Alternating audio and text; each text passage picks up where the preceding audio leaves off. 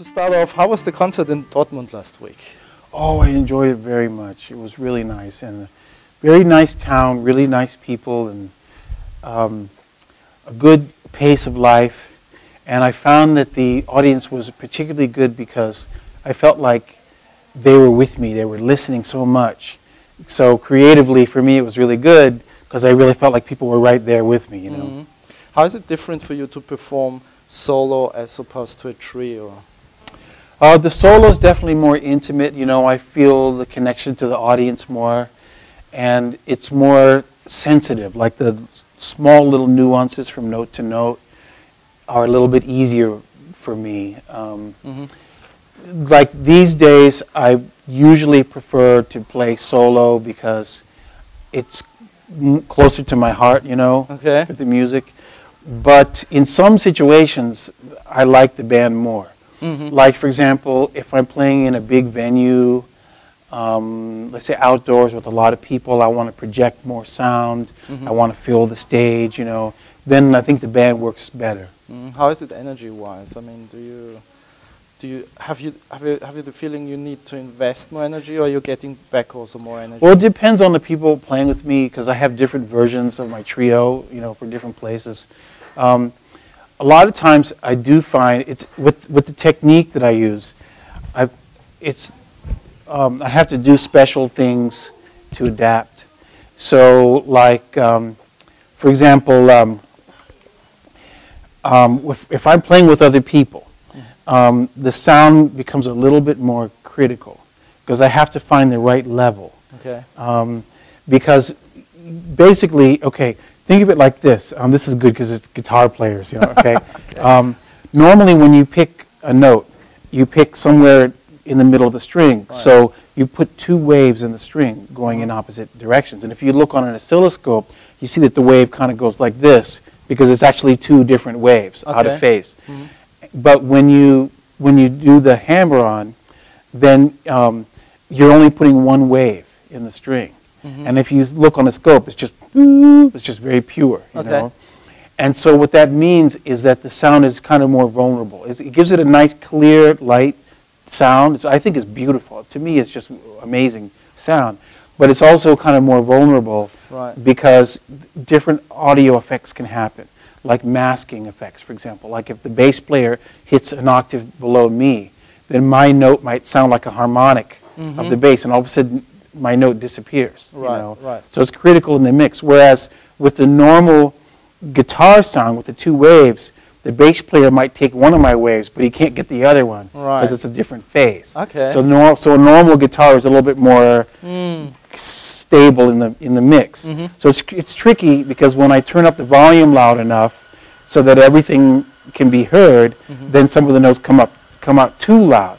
And so what I find is that there's no substitute for musicianship. And I find it's really important for me to develop my sense of dynamics really well, so that I'm really expressing with the soft notes and the loud notes and really controlling it from here. I mean, I can change my volume, you know, or I can put on a compressor, which usually messes up my attack. So the best thing to do is just to really have good control of my own dynamics. I wanted to ask you that later on under the equipment question, but do you use a volume pedal, for instance?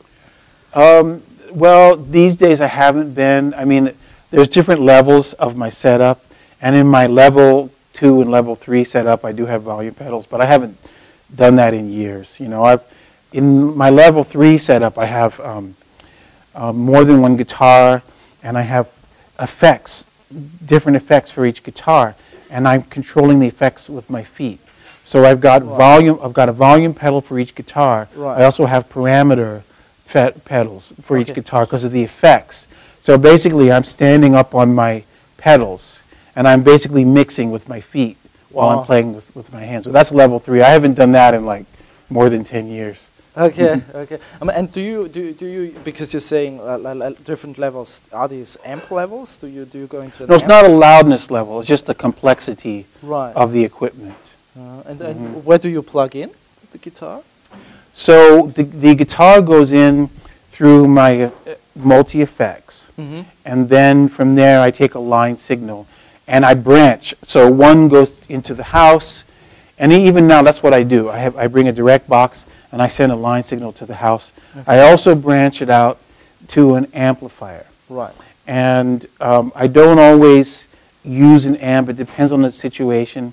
If I'm playing with other people, especially a group that's like more of like an acoustic group, then I will use an amp because I want to be more compatible. Or like, let's say if I'm sitting in with a jazz big band, all the other instruments are a point source of sound. So I want to be a point source too, so I'm more compatible with them. It doesn't make sense if like the trumpet is here and the trombone is there and I'm everywhere. It doesn't fit, you know. So in that case, an amp works better. Right. But most of the time, my main signal is my direct signal. Wow. And because I find with a direct signal, it's really clean, and I have a very flat and very wide range of frequencies. And I really take the time to dial in the coloration, like the EQs and everything. Right. Like I don't usually use EQs, and I find that most of the time when I go into a venue, when I first plug in, they have EQ on the system. Okay. And then I'll say, okay, make all the EQ flat. So then they'll say, oh, it's already flat, you know. Or one time I said, are you sure the EQs are flat? And the guy's like, shh, oh yeah, it's flat, you know. But then I went back and I looked, and a lot of times what they do is they'll make it flat on the board, on the channel, it's flat. But then you go and you look around and there's other EQ in the system. And I'll say, okay, bypass that. And then once they bypass all the EQs, then I got my sound. It sounds a lot better. Now sometimes, you know, when you turn off all the EQs, it's too much bass or too much treble or something. You know, sometimes the system needs a little bit of tuning. So what I'll do is, my next question is, do you guys have a crossover on the speakers? Because a lot of times if it's a quality system, then it's crossed over. So they send, like, you know, the high frequencies go to the tweeters, the low frequencies go to the subs, to the woofers or whatever. So then what I'll do is I'll go and I'll adjust the crossover. So the crossover is basically my EQ. And that's how I dial in my sound. Do you use effects at all? Yeah. Most of the time it's very simple. I just use a little bit of delay and reverb. Can we get a bit nerdy? Yeah. What sort of delays do you use? I have a, well, I'm very practical these days. This is not my level 3 setup, so everything is real small. I can fit it in my suitcase, or I could carry it with me if I had to. So I have a Boss DD7 digital delay, and I have a TC Electronics Hall of Fame reverb, which was nice because I was looking for a small reverb that actually has a nice sound. I'm really picky about reverbs. Okay. And I used to carry a mixer. I had a what is it, little phonic mixer. And I didn't always use all the channels. The main thing is that it had a really sweet sounding reverb. And I realized I'm just using this mixer just for a reverb box. There's got to be something smaller. Time passes, you know, technology improves, and I found the TC Electronics. Okay. Let's talk about your beginnings. Your career really kicked off in 1985, if I understood correctly, when your record The Magic Touch was released on Blue Note Records. And before that, you were living and working as a sort of street musician in Manhattan. At least that's what your biography somehow says. And what did you learn? What do you think was an important experience? Is that something that every musician, an experience that would benefit every musician, in your opinion? Being a street musician was a great experience for me. You know, in the beginning, I was trying to get into the music venues, and it was really difficult. And it was very competitive and not always in a good way. Like, you go to an audition and you wait for 4 hours at the showcase, and then they never call your name. And then it's like, well, why didn't they call my name? Oh, because somebody else scratched my name off the list, you know. Stuff like that was happening, you know. That's bad. You know, and I thought, man, this really sucks. And then I met some guys who were street musicians, and they said, "Hey, man, you should play with us." Mm-hmm. So we had a little group, and we played around New York, and I loved it because I didn't have to deal with the system, and I didn't have to convince people to hire me. You know, my sound was a little bit different.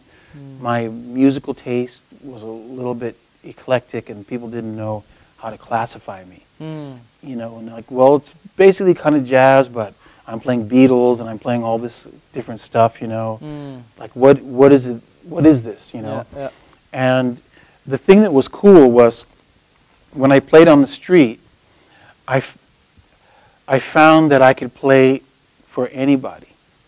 You know, like I would see some people walking up the street, and I try to guess, you know, what music are they going to like? And I start playing Haba Nagila or whatever, you know, and they stop and say, "Listen, he's playing Haba Nagila," you know, or whatever. You know what I mean? It's like I started to see myself in a universal way. I realized that my music is for everybody. It's not just for some stereotyped market segment, you know.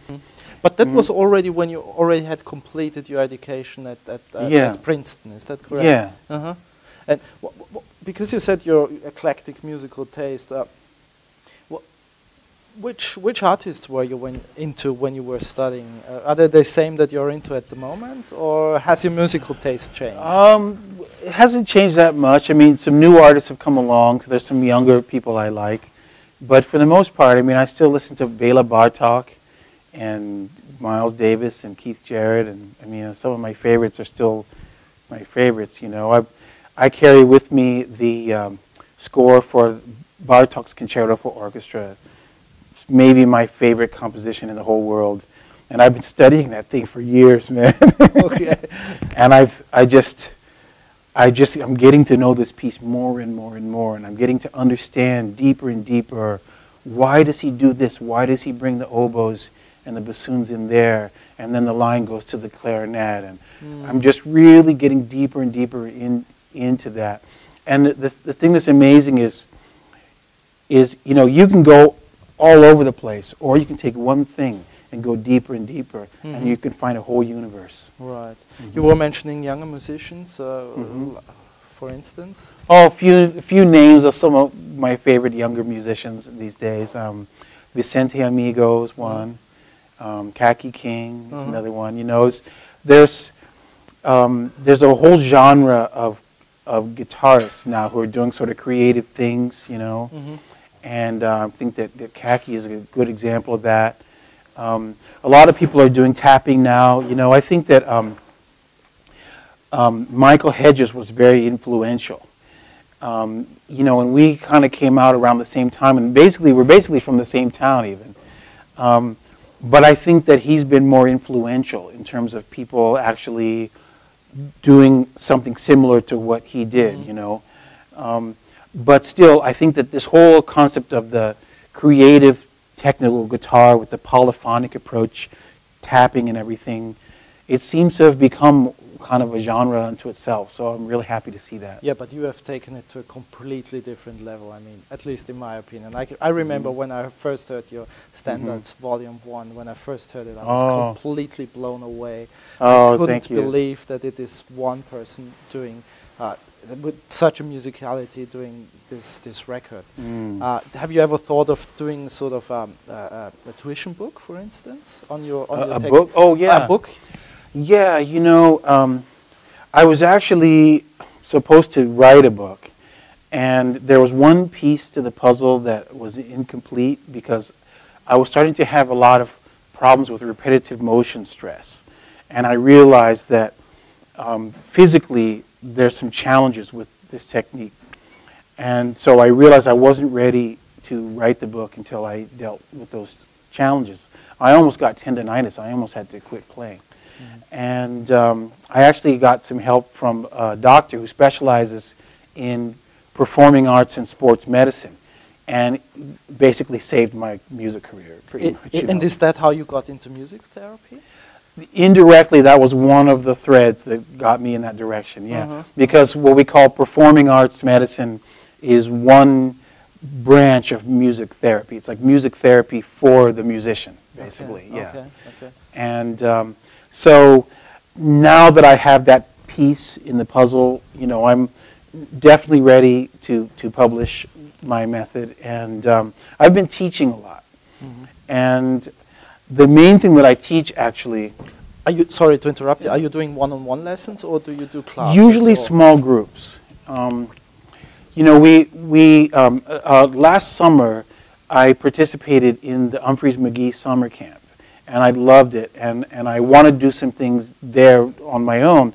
Mm-hmm. We're too late for this season, but the following season I want to do some stuff there. But I'm already making a plan to do my own, probably a summer camp, maybe in Sedona where I live. Mm-hmm.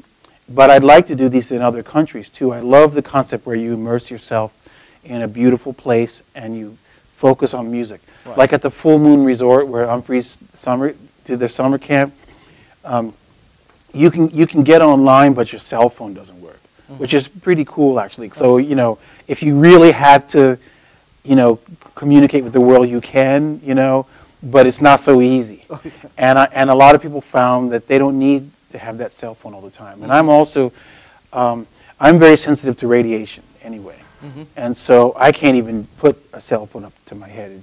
I get headaches from it, you know. Okay. Let's briefly talk about practicing. You mentioned mm-hmm. you're studying Bartok a lot, which mm-hmm. you take with you all the time. Mm-hmm. But other than that, is that your main practice, or do you practice scales, for instance? Well, the Bartok is more of a conceptual thing because I'm studying orchestration.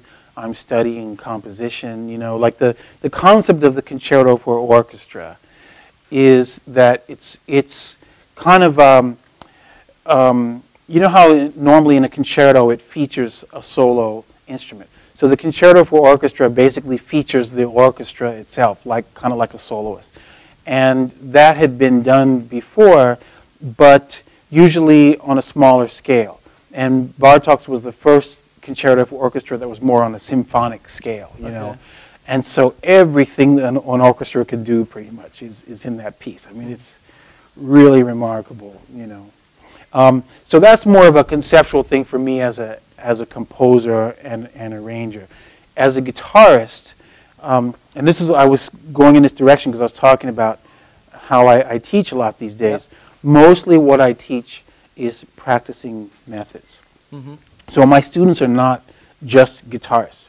It's anybody who plays music, mm-hmm. Even beginners. Yeah. All instruments, all styles of music. Because I feel that the principles of good practicing are very important and they're universal.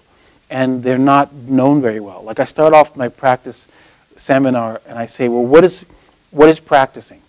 What do you do when you practice? And people say stuff like, well, you got to work on your scales and your this and that. So no, I'm not talking about what do you practice. I'm talking about how. What is the process of practicing that is universal regardless of what it is you want to learn?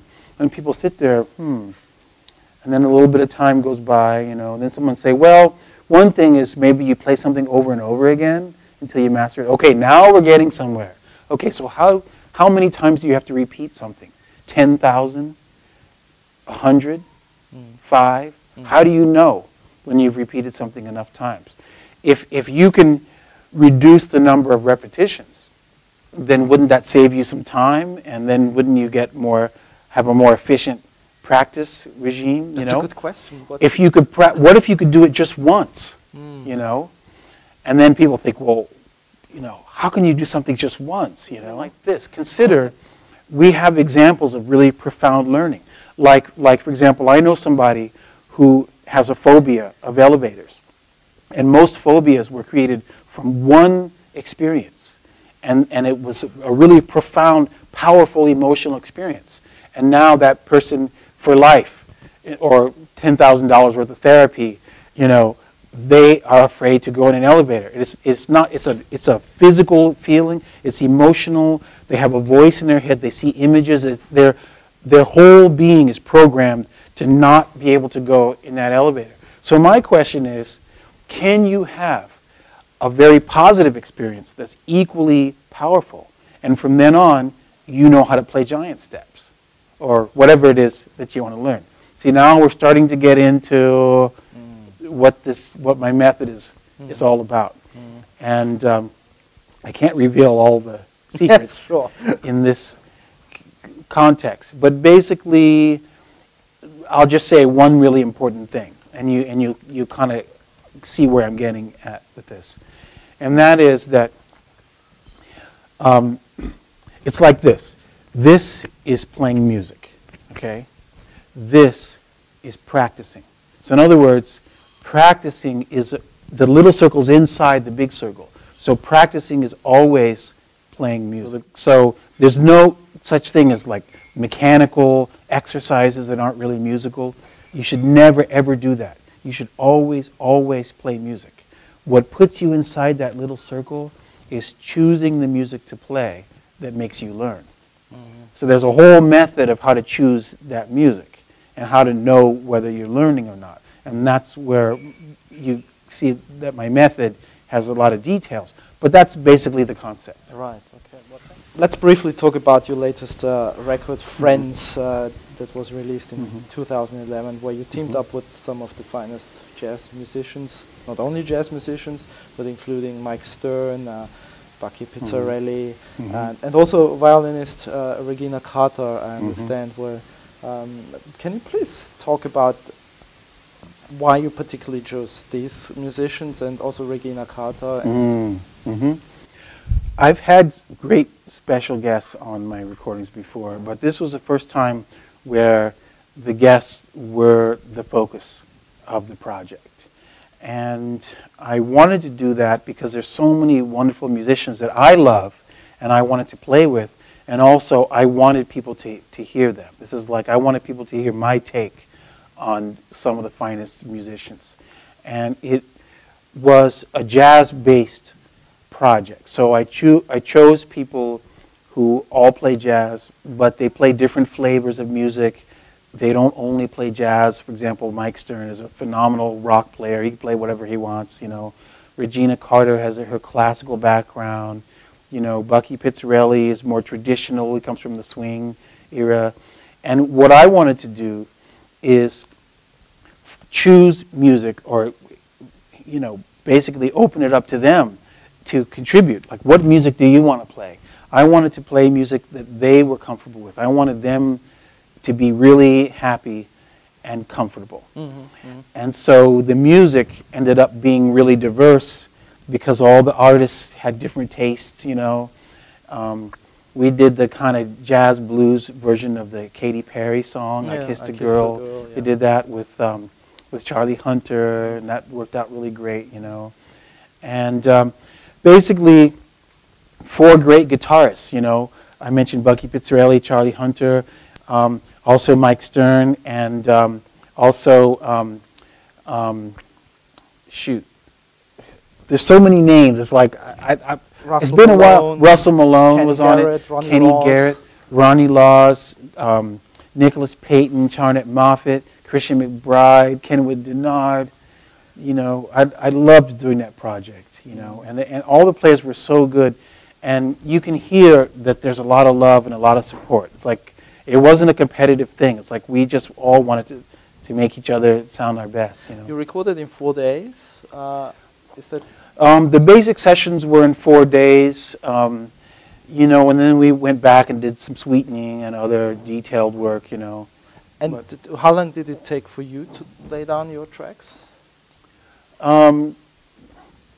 Well, like most of my tracks were done pretty much like live, you know. But some of the stuff, you know, I was so focused on helping the other people to feel comfortable. And then I went back and said, you know, I need to replay some of the guitar. So I went back and I redid some of the guitar. You know, in the end, the main thing is, does the album sound good, you know? So I think it came out good. That way. Can you please tell us how, and most interestingly, why you became involved with music therapy? There were a lot of threads that kind of fed into it, you know. One of the things was my own experience with, you know, healing from repetitive motion stress, you know, focusing on health. I've been really health oriented anyway for a long time, and you know, I've been a listener of the Gary Knoll radio program. He's online now, and he's one of the world's best experts in natural healing. And since back in college, you know, I made some discoveries. Like one summer, I was totally broke. Mm-hmm. I had basically no money, I had no gigs, and I learned how to survive on very little money by eating healthy. Mm-hmm. And I discovered that when I went into the supermarket, there's one aisle that has all the things that God intended us to eat. And then there's all these other aisles that have food that's made from the stuff in the first aisle. And I started thinking, well, why am I paying for people to process this stuff and get the other stuff? There's nothing new here. Why don't I just go to that first aisle and shop and buy all my food from the first aisle? And I found that for just a little bit of money, I could get more nutrition out of my food, you know. And I felt so good. It was amazing, and it helped my music too. And that's one of the things I talk about in my seminars, how anything that's good for you is good for your music. Mm. And so that's sort of coming from the musician side of things.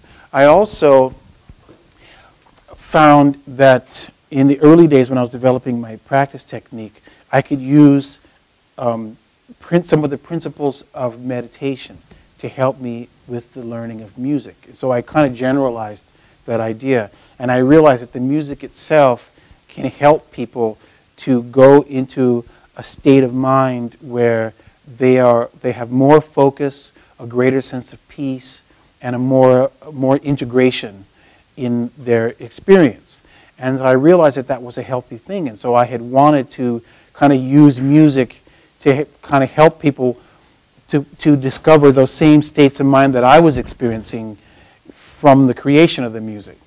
And so that was from a long time ago. It didn't dawn on me yet that it could also be helpful on a physical level. And so when I discovered, almost by coincidence, I discovered the American Music Therapy Association. I started to go to conferences and meet music therapists. And that's when I realized I want to do this. I want to learn this more formally, because it pulls together so many of the things that I was interested in already, and it gives me a practical way to use my music. It's a whole other dimension, you know, because at the same time I was getting frustrated because the music industry was trying to reduce music down, cut it down to the minimum. And here was something that's making it even greater than I thought it was. You know, you can use music not just for entertainment, not just for aesthetic, you know, achievement, but also you can use it for healing. That's like amazing, you know. And there was a subtle music therapy theme underlying the State of Nature album, because the concept is, okay, I feel that if people are really in touch with their own feelings and they can feel their connection to nature, they're going to naturally make the right decisions. So maybe through music, if there's a way I can help to establish that connection, then I trust humanity from there, you know. So the idea then is, can you do a kind of music therapy on a global scale? Is it possible to play music that helps people to have that moment of understanding, of realization, that will hopefully inspire them to make some different choices, you know? So, you know, I don't know if the album had that effect or not, but that was the purpose anyway. Right. Last question, your favorite 5 all-time favorite albums? Boy, I don't know. That's kind of hard to do, to come up with just... I'll just tell you 5 of my favorites that come to my mind right now, okay? Kind of Blue, Miles Davis is one. Keith Jarrett's complete performance of the Well-Tempered Clavier, all 48 movements. Let's see. Herbie Hancock, The Best of Herbie Hancock on Blue Note. The album The Best of Herbie Hancock on Blue Note. That particular album I got when I was very young, and it really pulled a lot together for me. I'm still a big Herbie Hancock fan. So that was the first time you heard Herbie Hancock, or? It wasn't the first time. I actually saw him perform live when I was 10 years old. Wow. Okay. And because I grew up in the kind of like the creative music, avant-garde music scene of the San Francisco Bay Area of the late 60s and early 70s. And I saw a lot of these people play, and like everybody was playing in a more creative, experimental way, you know, including people like George Benson and Stanley Turrentine and, you know, Freddie Hubbard, you know, Herbie. I saw all these guys when I was just a little kid, and they really left an impression on me.